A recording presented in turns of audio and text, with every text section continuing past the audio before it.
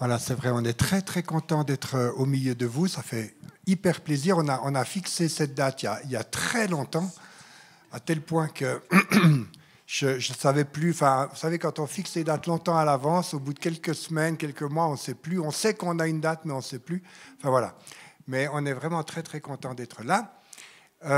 On va partager avec vous quelques pensées. Ceux qui nous connaissent, ils connaissent notre méthode. Donc, moi, je cause, Monique pense. Hein? Et puis, surtout, ce qu'on a, c'est que chaque fois qu'elle veut intervenir, donc, elle ouvre la bouche et moi, je me tais. Ça va? Donc, vous étonnez pas si tout à coup, il y a un aller-retour comme ça entre elle et moi. Avant de commencer, je voudrais, en effet, présenter trois choses, non pas pour faire de la pub, mais en obéissance à Dieu. Au mois d'octobre, l'année passée, on a pris une semaine de retraite avec Monique. Avec la question qu'on avait pour Dieu, c'était la suivante. Seigneur, comment est-ce qu'on fait pour la succession dans l'Institut de l'honneur? Parce qu'on arrive gentiment à un âge où, si on veut penser à la succession, il faut commencer à y penser. Quand on veut passer un manteau à quelqu'un, ça prend un certain temps, et puis il faut prendre le temps d'eux. Alors on s'est dit, on prend une semaine de retraite, et on pose cette question à Dieu. Et la réponse qu'on a eue de la part de Dieu nous a un peu surpris. Il a dit, en gros, laissez tomber cette question, et concentrez-vous sur la multiplication. Parce que lorsque la culture de l'honneur aura multiplié à travers les églises un peu partout, la question de la succession ne sera plus une question. Vous comprenez ce que je veux dire? Et nous, on a été très surpris. Alors, on a dit, OK, Seigneur, comment on fait? Et puis, il a dit, vous avez déjà des outils. Alors, allez-y et puis développez d'autres choses. OK, alors on est bien d'accord de se remettre en route, mais il faut que tu nous conduises. Alors, les outils existants, il y en a quelques-uns, je vous en présente deux. D'abord, il y a ce livre.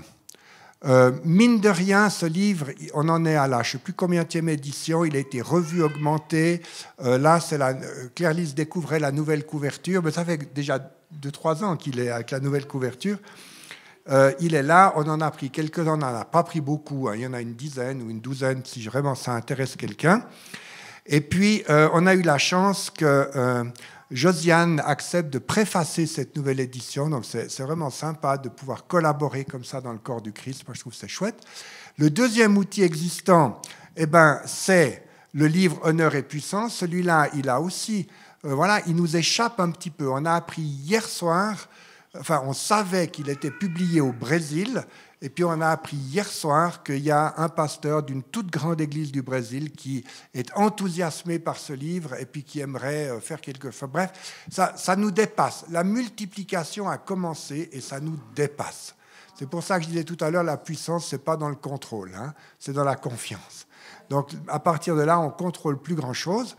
Et puis une troisième chose alors qui est nouvelle et que Dieu nous a demandé de mettre en place, c'est de mettre l'enseignement de l'Institut de l'honneur en ligne. Donc, c'est fait. Aujourd'hui, vous pouvez avoir les 21 premiers enseignements de l'Institut de l'honneur en ligne. Ça existe. Et puis, comme le Seigneur nous a dit de multiplier, on a décidé de favoriser le fait que ça pouvait être fait en groupe. Donc, vous verrez, on a dû mettre un tarif parce que ça coûte de faire ce genre de choses. Puis nous, on vit sur notre retraite actuellement, donc on n'a pas non plus des moyens illimités. Et on a décidé de mettre vraiment un tarif très avantageux pour faire en groupe. L'idée, c'est de pouvoir se réunir à 3, 4, 5, 6, 7, 8, regarder ensemble les vidéos et faire le travail d'intégration. Le travail, il y a des feuilles d'intégration qui sont faites avec des questions, avec des intentions de prière, des éléments. Donc l'idée, c'est vraiment de pouvoir faire ça en groupe. Puis je vois que vous avez tous le réflexe du 21e siècle, vous sortez vos téléphones, vous dites « Ah, il y a un QR code, c'est super ». Nous, on est encore un peu du siècle passé. Alors on a fait des petites cartes que vous trouverez sur la table avec le site, le QR code, le machin. Il y a des petites cartes, donc vous pouvez en prendre autant que vous voulez, vous pouvez les distribuer, vous pouvez faire ce que vous voulez. Voilà. Ça, c'est les outils qui existent. Ça va si je m'arrête là pour le truc, mais vraiment, on est dans l'obéissance multipliée. On a dit, ben, Seigneur, nous, on veut bien, mais on n'est que deux. Comment on fait? Eh ben, d'abord, il y a des amis qui nous ont rejoints entre-temps. Steve et Anne Emmett ont rejoint l'Institut de l'Honneur, et ça nous réjouit beaucoup. C'est vraiment un apport très précieux. On va traduire, les enseignements en ligne vont être traduits en anglais, vont être traduits en brésilien maintenant, puisqu'il y a une demande. Donc tout ça nous échappe complètement, et on pousse, et puis on laisse partir. Ça va? On fait comme ça. Je peux juste ajouter... donc, bien sûr, à chacune d'entrer dans cette culture de l'honneur, d'ailleurs, vous y êtes déjà. Oui, beaucoup. Mais ce qu'on aimerait, par-dessus tout ça, c'est que vous soyez vraiment des ambassadeurs. C'est-à-dire que vous contribuiez à ce que ça s'étende. Alors comment? Par exemple, en réunissant un petit groupe autour des enseignements avec les outils qu'on vous propose, mais aussi si vous-même vous avez à cœur d'enseigner ou de coacher quelqu'un, ou voilà, vraiment que vous deveniez les enseignants, si je peux dire ça comme ça. Donc voilà. En tout cas, sentez-vous libre de promouvoir la culture de l'honneur partout autour de vous. Garde le micro comme ça si jamais tu veux. Voilà. Alors, ce qu'on aimerait partager avec vous ce matin, il y a pas mal de matière, on va y aller tranquillement. On aimerait partager avec vous une réalité qu'on découvre au travers de ce mouvement qu'on voit maintenant se développer un peu partout dans le monde, un mouvement de réveil qui est en train de prendre vraiment son essor. C'est des débuts prometteurs. Et là aussi, le Seigneur nous a parlé par rapport au lien entre l'honneur et le réveil. Parce qu'il y a un lien précis entre l'honneur et le réveil. Qu'est-ce qui se passe quand le Seigneur commence à réveiller son peuple? Qu'est-ce qui se passe quand le Seigneur laisse l'Esprit agir, libère l'Esprit, et que cet Esprit Saint qu'on aime tellement commence à secouer un peu son Église, commence à secouer le corps du Christ? Qu'est-ce qui se passe? Eh bien, ce qui se passe, en lien avec l'honneur, je ne parle pas des dons, voilà, en lien avec l'honneur, ce qui se passe, c'est que les différences qu'il y a entre nous vont s'accentuer. Et ça, c'est un point, il faut réaliser ça. Vous savez que le corps du Christ est un corps, que les mains ne sont pas les pieds, les yeux ne sont pas les yeux, la tête n'est pas la poitrine, etc. On a cette image-là, on le sait depuis longtemps. Le Seigneur met des onctions particulières sur différents individus, il y a des appels particuliers, il y a des ministères particuliers, et nous n'avons pas les mêmes ministères, nous n'avons pas les mêmes appels, nous n'avons pas les mêmes onctions. Et c'est déjà un peu compliqué de le vivre quand ce n'est pas trop intense. Parce que assez rapidement quand même, l'être humain, en tout cas moi, vous, je ne sais pas, assez rapidement, je regarde les autres. Et puis je me dis, ouh, mais alors lui, il a un ministère, il a une onction, il a des dons que moi, je n'ai pas. Ou moi, j'aimerais bien avoir le même ministère ou les mêmes dons que lui ou que elle. Vous pas? Non, parce que si vous pas, je peux passer au chapitre suivant, hein. Il n'y a pas de problème. Mais il me semble, à travers ces années de ministère où on a vraiment beaucoup travaillé dans le domaine des conflits, dans le domaine des difficultés, on a vu ça énormément de fois. L'être humain, naturellement, quand je dis naturellement, c'est dans la chair, ce n'est pas dans l'esprit, hein, mais naturellement, nous nous comparons les uns aux autres. Et en nous comparant, nous développons de la jalousie. Et en développant la jalousie, nous développons de la compétition. Moi, Seigneur, j'aimerais autant que lui. Or, quand l'Esprit Saint commence à réveiller son peuple, il va accentuer ces différences. C'est-à-dire qu'il va choisir un certain nombre de personnes sur qui il va mettre une onction encore plus particulière, encore plus puissante. Il va choisir des personnes, comment on n'en sait rien, ça fait partie de la seigneurie de Dieu. Pourquoi on n'en sait rien, ça fait partie de la sagesse de Dieu. Nous, ce qu'on a à faire, c'est à nous soumettre au choix de Dieu. Or, avec l'accentuation des différences, le risque, c'est qu'on accentue notre comparaison, notre jalousie et notre compétition. J'aimerais ajouter, si ce n'est pas la jalousie et la compétition, c'est le désespoir. Parce qu'on peut aussi se comparer puis dire le Seigneur m'a oublié dans la distribution. Et ça, il faut faire très attention aussi. C'est un énorme mensonge.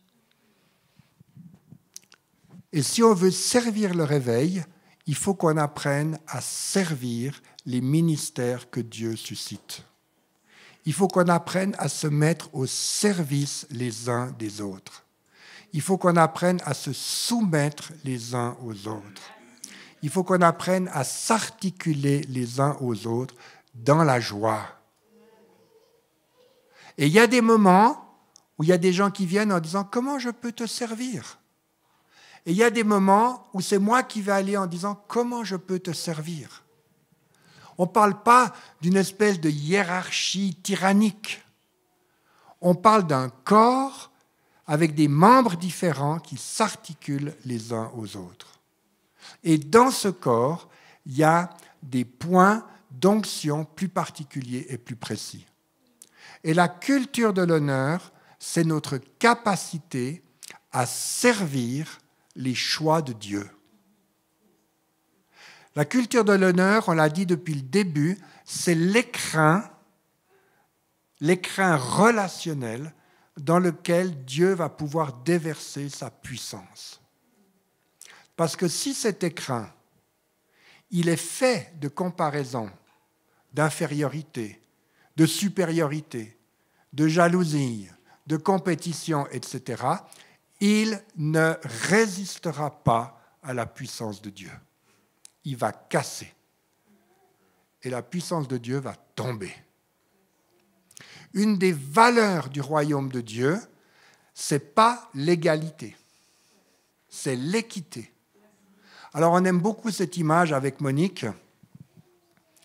L'égalité, c'est une perversion de l'équité. Si le Seigneur faisait de nous des êtres tous égaux en onction, en ministère, en talent, en don, en tout ce que vous voulez, eh bien, il y aurait la moitié d'entre nous qui auraient le nez derrière la barrière. Or, l'équité, c'est la capacité de Dieu à décider souverainement de quoi est-ce que Thierry il a besoin pour exercer son ministère. De quoi est-ce que Claire-Lise elle a besoin pour exercer son ministère.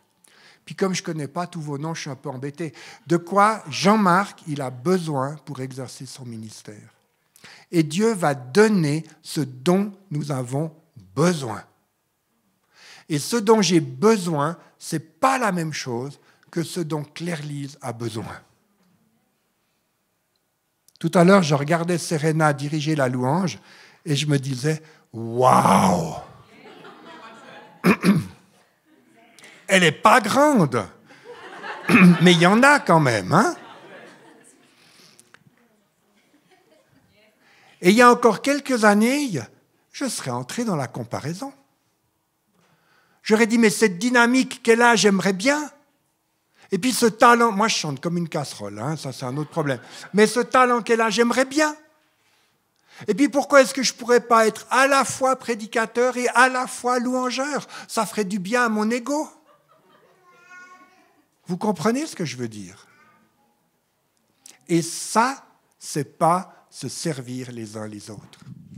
Oui. Et là, tu parles de ministères visibles, mais il y a tous les ministères invisibles qui sont dans les coulisses et combien ils sont importants. Parce que nous sommes appelés à être à l'image de Dieu. Et notre Dieu, et ça on l'a déjà dit des dizaines de fois, peut-être certains d'entre vous l'ont déjà entendu, tant pis, vous l'entendrez encore une fois, notre Dieu est trinitaire. C'est-à-dire que notre Dieu, il a à l'intérieur de lui-même de la différence. De la même manière que nous sommes différents les uns des autres. C'est pour ça qu'on est à l'image de Dieu. Notre Dieu, c'est le Père, c'est le Fils et c'est l'Esprit Saint. Et ces trois-là, ils ne sont pas les mêmes. Et ils n'ont pas les mêmes ministères. Et ils n'ont pas les mêmes talents. Ça nous a été rappelé tout à l'heure. Exactement. Il vous est avantageux que je m'en aille, car le Saint-Esprit, le Consolateur, va venir. C'est ça. J'allais dire ça. Vous voyez, celle qui pense. Puis moi, j'ai toujours eu 2 secondes de retard, mais c'est bien. C'est super. On n'a pas les mêmes talents. Même que ça fait, cette année, on fêtera nos 45 ans de mariage. On est content. Oui. Je ne sais pas qui il faut applaudir, si c'est elle ou moi. Mais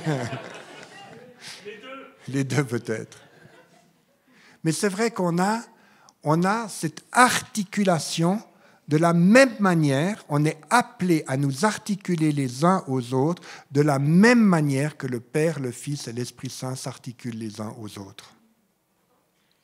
Et l'articulation du Père, du Fils et du Saint-Esprit est tellement parfaite, elle est tellement parfaite qu'ensemble, ils sont capables d'être tout-puissants. Alors nous, ce qui nous est demandé, c'est de nous articuler les uns aux autres le mieux que nous puissions à l'image de Dieu pour que nous puissions servir la puissance. On n'a pas l'intention d'être tout-puissant. Je ne suis pas sûr qu'on supporterait. Mais l'image de Dieu, c'est cette perfection trinitaire, cette perfection d'articulation, cette perfection relationnelle entre les trois qui fait qu'ils sont tout-puissants.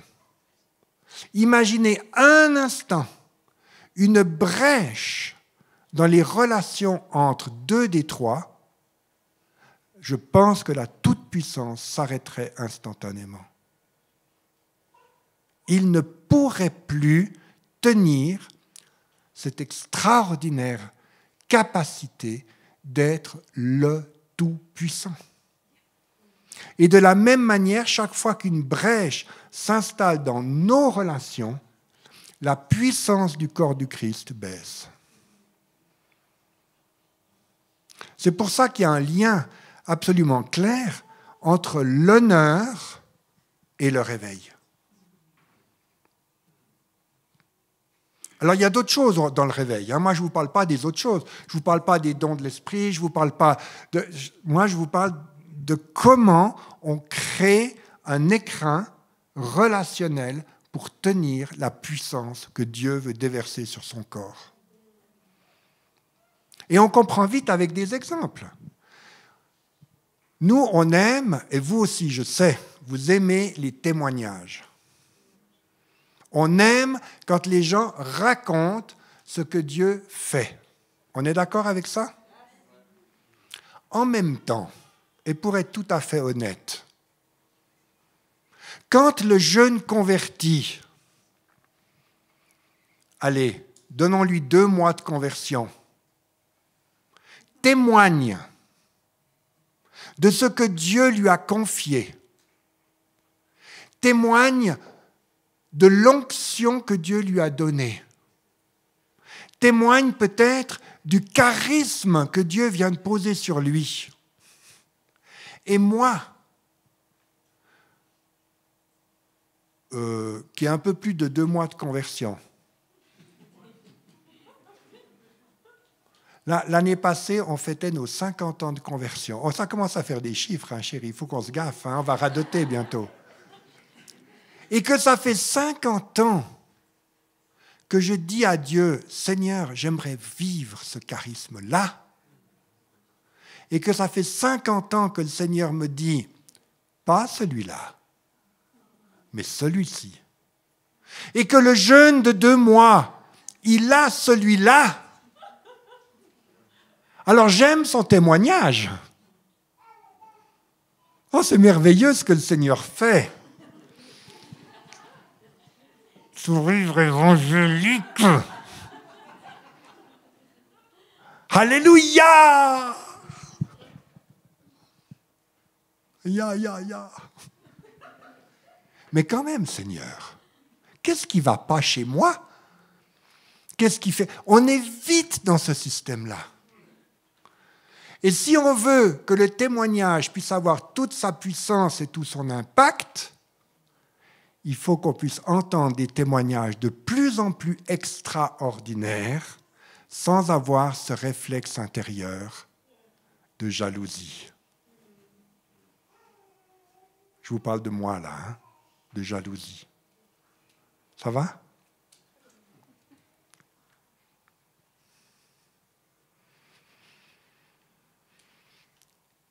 Quand Dieu a choisi son peuple, Israël, il lui a donné la loi. Pourquoi est-ce qu'il a donné la loi à Israël? Alors, il y a toutes sortes de raisons théologiques, on peut faire un long discours là-dessus, mais une des raisons, c'est que la loi allait protéger le peuple mis à part par Dieu pour que ce peuple puisse donner naissance au Messie. Donc, je résume l'histoire biblique. Hein. Lisez quand même l'Ancien Testament, hein, ce n'est pas que ça. Mais en gros, il y a de ça. La loi, ça sert à protéger le peuple pour que ce peuple reste le peuple élu, capable de donner naissance au Messie. Or, le résumé de la loi, la quintessence de la loi, c'est quoi ? Catéchisme première année, c'est d'aimer Dieu de tout notre cœur, de toute notre âme, de toute notre pensée et de toute notre force.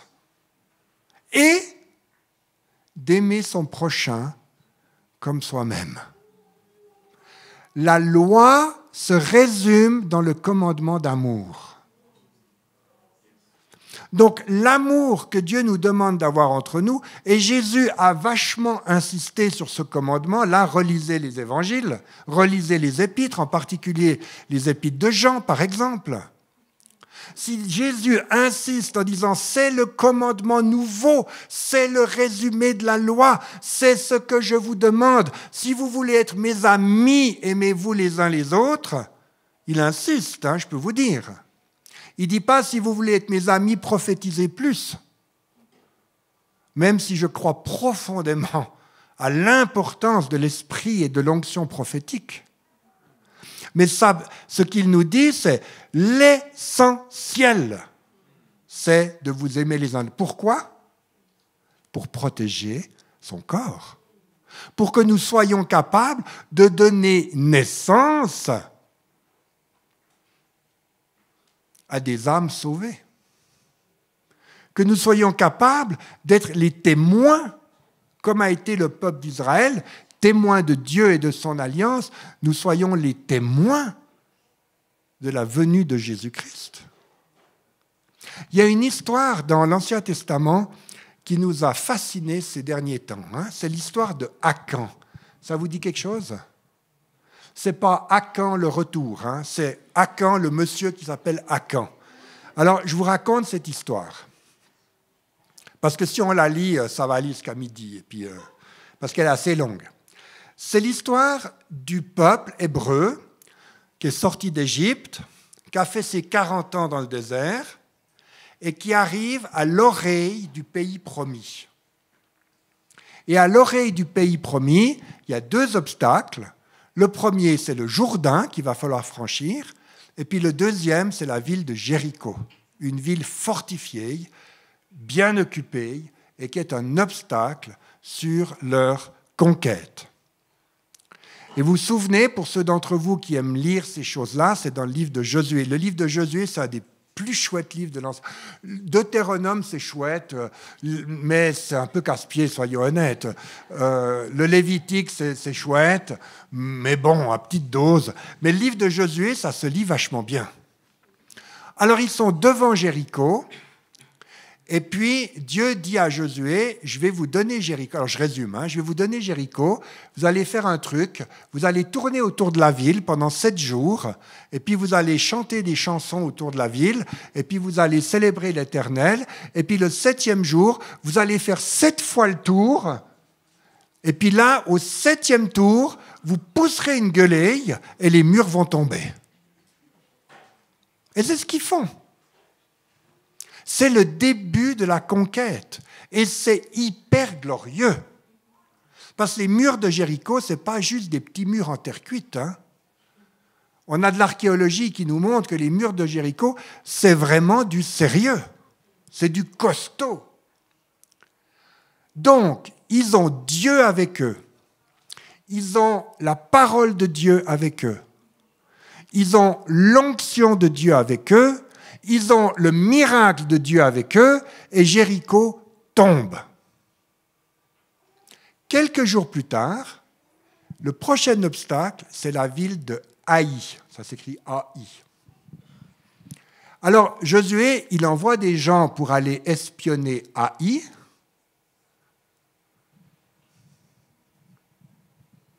Et les gens, ils reviennent en disant « Ouais, t'inquiète pas, c'est un petit peuple. On va prendre 3000 d'entre nous, ça suffit. On va aller leur faire la fête. » Ils sont dans l'élan, ils viennent de descendre Jéricho quand même. C'est comme nous, on vient de vivre une guérison géniale, on vient de vivre... Ah, il y a un gars qui a un rhume, ouais, bon, ben écoute, on va envoyer l'apprenti pour prier pour lui, quoi. Et les 3000, ils partent tout joyeux à l'assaut d'Haï et ils prennent une déculottée.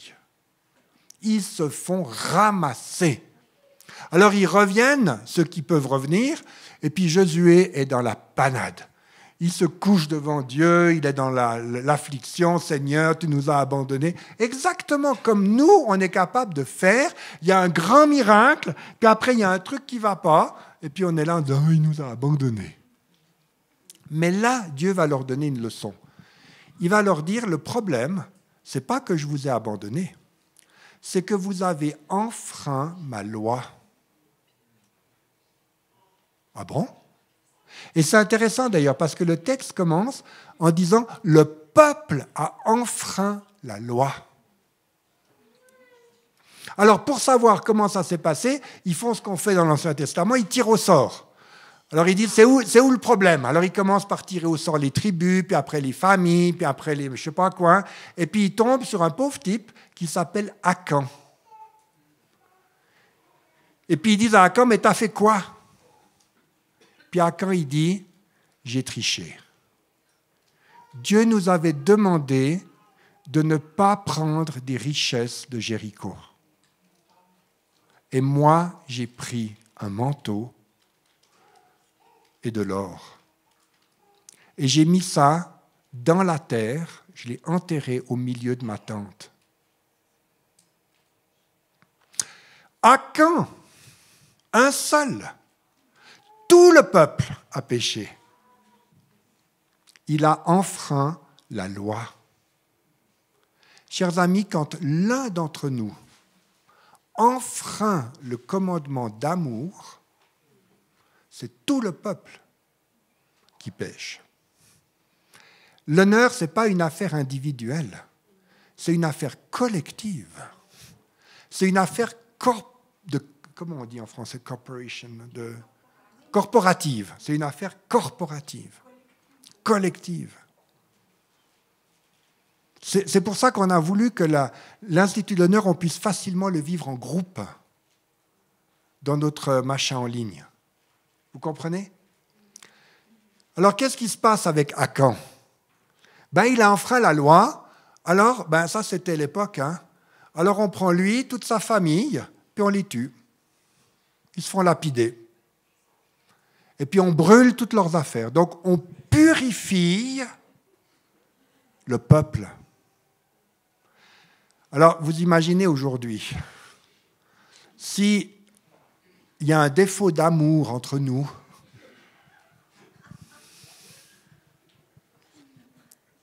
on est condamné à mourir. Ben ouais, mais ça n'a pas changé. Vous savez, cette mort, comment ça s'appelle aujourd'hui? Ça s'appelle la mort à soi-même.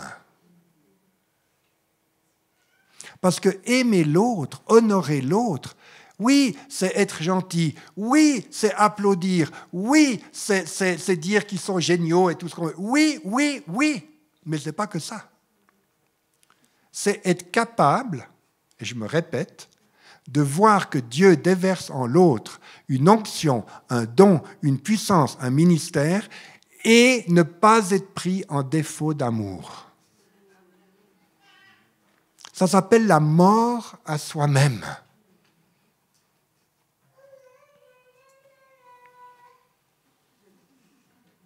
Ah, il y en a qui sont d'accord.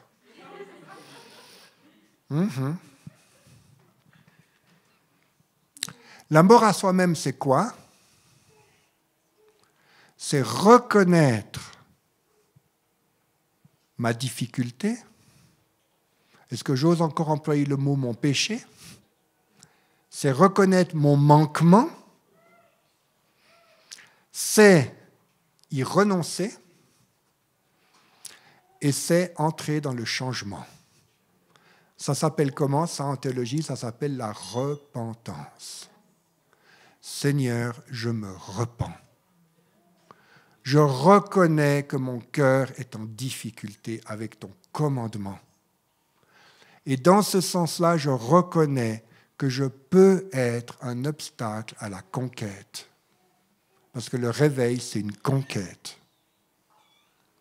Et Seigneur, ce qui est enterré dans ma tente, sous terre, que j'espère que personne ne verra, et puis j'ai encore mis ma tente par-dessus, et puis j'ai fermé l'entrée de la tente. Et ça, c'est mon secret, Seigneur. Ma jalousie, ma comparaison, ma compétition, mon infériorité, ma supériorité, mettez les mots que vous voulez. Ça, Seigneur, j'y renonce. Je ne le veux plus. Aide-moi. Je ne peux pas tout seul. Aide-moi. Ce n'est pas uniquement un effort mental. Ce n'est pas uniquement un effort émotionnel. C'est aussi un effort mental. C'est aussi un effort émotionnel. Mais c'est aussi le Saint-Esprit qui me visite et qui me transforme petit à petit. Et je vais me frotter à la prochaine Jéricho. Et à la prochaine Jéricho, peut-être que j'aurai envie de prendre le manteau ou de l'argent ou de l'or. Mais je dirai non, je ne veux pas. Arrière de moi, Satan. Je ne veux pas laisser une prise pour que tes valeurs viennent infecter ma vie et dans ce sens-là, infectent le corps du Christ. Arrière de moi. Et puis la prochaine fois, je verrai l'or, je verrai le manteau. Et puis je me dirai, oh, joli. Mais non. Non. C'est plus précieux de cultiver le commandement de Dieu que de me laisser aller à mon vieil homme. C'est aussi pour les dames, hein, le vieil homme. On ne dit pas la vieille femme. Ça ne va pas, on dit le vieil homme. Hein, mais vous comprenez ce que je veux dire. Cette mort à soi-même, c'est quelque chose d'invisible. C'est notre cheminement à nous. Alors oui, on peut en parler avec un frère, avec une sœur. Des fois, ça fait du bien de poser les choses. Des fois, ça fait du bien de dire, de confesser une faute, de confesser une difficulté. Mais c'est assez caché. Parce que si tout le monde confessait à haute voix devant tout le monde, on y passerait un certain temps. Et l'image qu'on a reçue, il n'y a pas très longtemps avec Monique, il y a une année, c'est l'image du radeau et du voilier.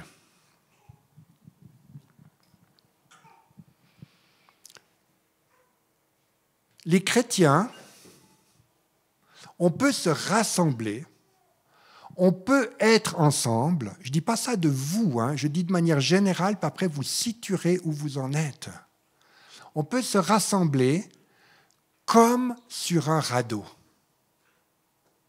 Sur un radeau, c'est un petit peu chacun pour soi. C'est de la survie. S'il y a des vagues, est-ce que ça va tenir? S'il y a du vent, un peu, mais pas trop, parce que ça va casser. Sur un radeau, on n'est pas un équipage. On est un ramassis de personnes en survie. Vous saisissez?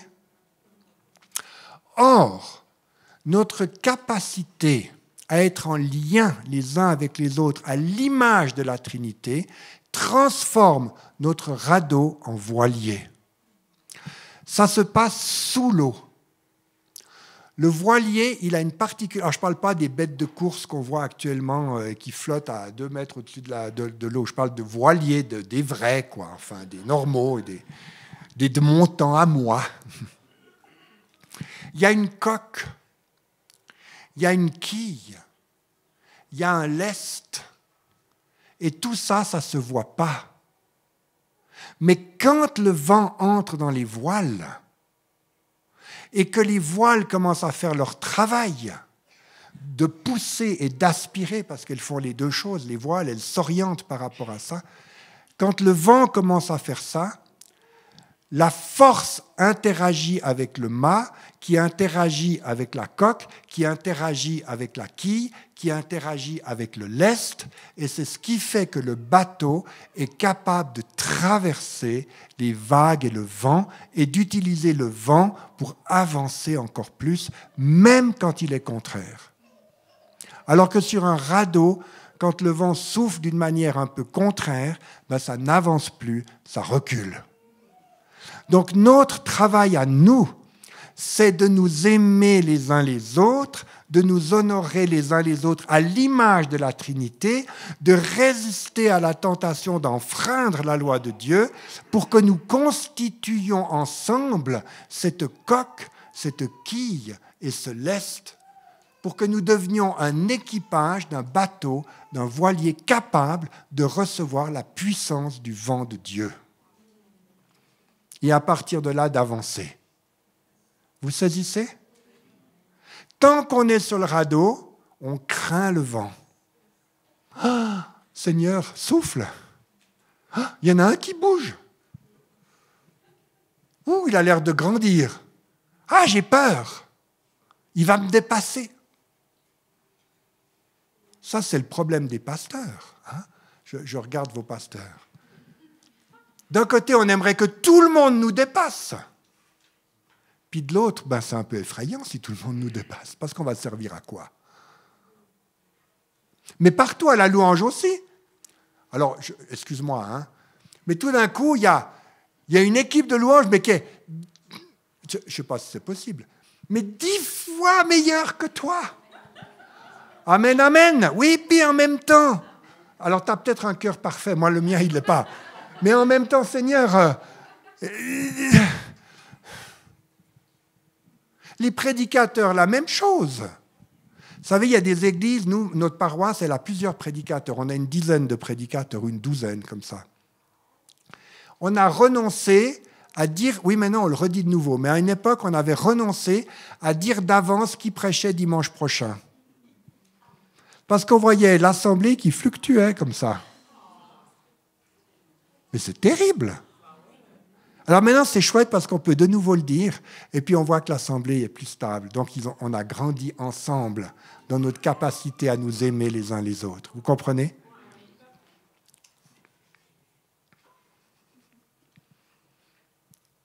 Ça veut dire que nous sommes appelés à choisir nos relations avant tout. Parce que je ne suis pas naïf. Hein. Il y a des frères et il y a des sœurs qui sont franchement casse-pieds. Hein. Ben oui. Puis moi, je suis peut-être franchement casse-pied pour certains. Le Seigneur, il a dit qu'il fallait aimer ses amis, ça c'est facile.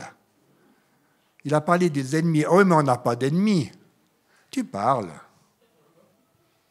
Le frère casse-pied. Dis tout de suite que c'est ton ami, puis je te croirai. Vous comprenez la nuance? On doit apprendre à choisir la relation avant tout. Vous vous souvenez, à un moment donné, Jésus, il a dit à ses disciples, alors, Seigneur, tu me pardonnes, parce que c'est sûrement pas ce que tu voulais dire, mais c'est pour la pédagogie, tu comprends, je veux leur expliquer.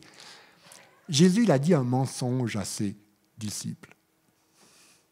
Il a dit, c'est pas vous qui m'avez choisi, c'est moi qui vous ai choisi.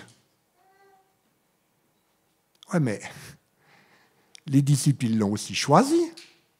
Quand il passait le long de la mer, puis qu'il dit « Suis-moi », je veux dire, il ne les a pas hypnotisés. Ils ont quand même choisi de venir. Quand Pierre dit « Tu as les paroles de la vie éternelle », à qui irions-nous? C'est un choix. Alors pourquoi Jésus leur dit « C'est pas vous qui m'avez choisi, c'est moi qui vous ai choisi ». Alors ce n'est pas vraiment un mensonge, on va voir, hein, mais c'est pour la pédagogie, Seigneur. Voilà. Non, mais parce qu'on ne sait jamais. Hein.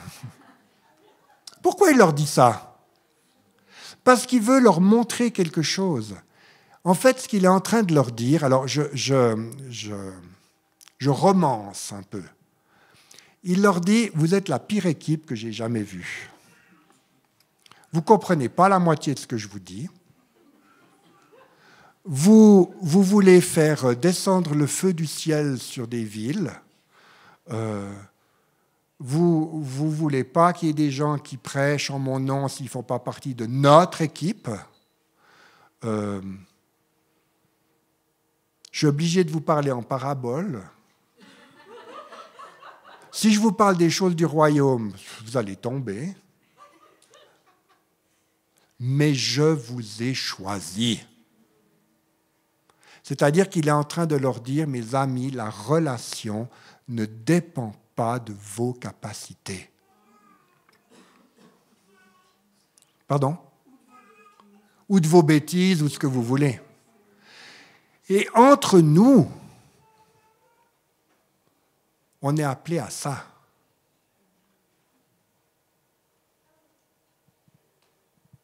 Je vais dire n'importe quoi, Jean-Marc, mais je vais avec toi parce que je sais que tu es solide.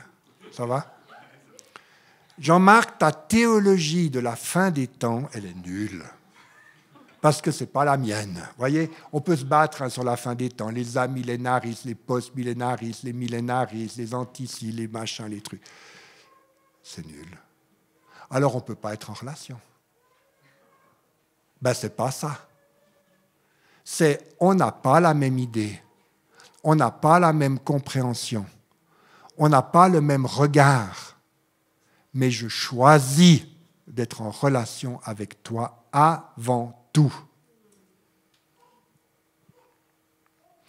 Philippe, l'autre jour, là, quand on est sorti de l'église, puis j'ai essayé de te parler, puis tu m'as dit que tu n'avais pas le temps, tu m'as blessé. Je suis blessé. Mais blessé de chez blessé, tu sais. Puis en plus, tu es pasteur. Alors, je vais te le faire payer. Je vais te montrer à quel point tu m'as blessé, et puis je vais me comporter en blessé. Puis tu vas voir, c'est pas drôle. Parce que dans ma blessure, j'ai de la puissance, moi. Je peux t'en kikiner avec ma blessure. Philippe, l'autre jour, c'était difficile pour moi. OK. D'abord, on va en parler, puis tu vas m'expliquer, parce qu'il y a sûrement une bonne raison. Mais surtout, je ne permets pas à mon offense d'abîmer la relation entre toi et moi. Mes amis, être offensé n'est pas un fruit de l'esprit. Ça ne se cultive pas. Aujourd'hui, quand je dis aujourd'hui, c'est ces derniers jours, Monique est témoin, j'ai 4 situations de conflit d'église qui sont venues vers moi. En quelques jours, 4. Et puis des églises super, et puis des gens super. Mais ils sont en train de se laisser conduire par une offense. Ou une divergence d'opinion. Eh bien oui, on peut ne pas être d'accord. On a le droit. Mais je choisis le commandement de Dieu qui est de nous aimer les uns les autres. Et ce n'est pas important que nous soyons d'accord sur tout.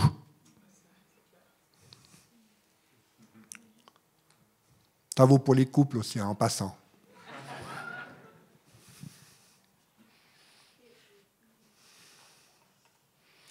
Passer du radeau au voilier, c'est un vrai travail spirituel. C'est un travail individuel et c'est un travail collectif.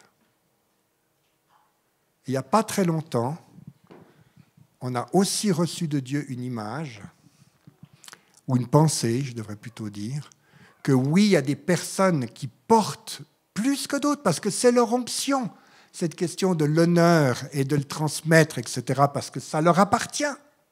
Parce que Dieu a mis ça sur leur cœur. Oui, il y a des personnes, mais il y a aussi, Dieu nous a dit, des églises. Des églises phares par rapport à la culture de l'honneur. Et depuis que Dieu nous a parlé, on en a déjà rencontré une. Et on s'attendait... C'est une, hein, c'est juste 2. Je ne sais plus la deuxième, mais une, en tout cas, mais tu as raison, 2. Et on ne s'attendait pas du tout. Et puis on a été faire un week-end comme ça. Et puis tout d'un coup, on a vu. Et puis le Seigneur nous a parlé. Puis on a dit, ça, c'est une église phare. Parce qu'on a besoin de phare.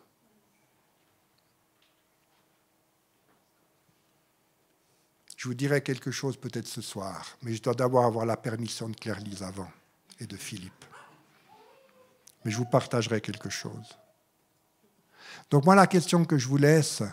Il n'y a pas besoin de musique là. Merci beaucoup d'avoir proposé. Mais la question que je vous laisse, c'est qu'est-ce qui est enterré au fond de mon cœur et qui peut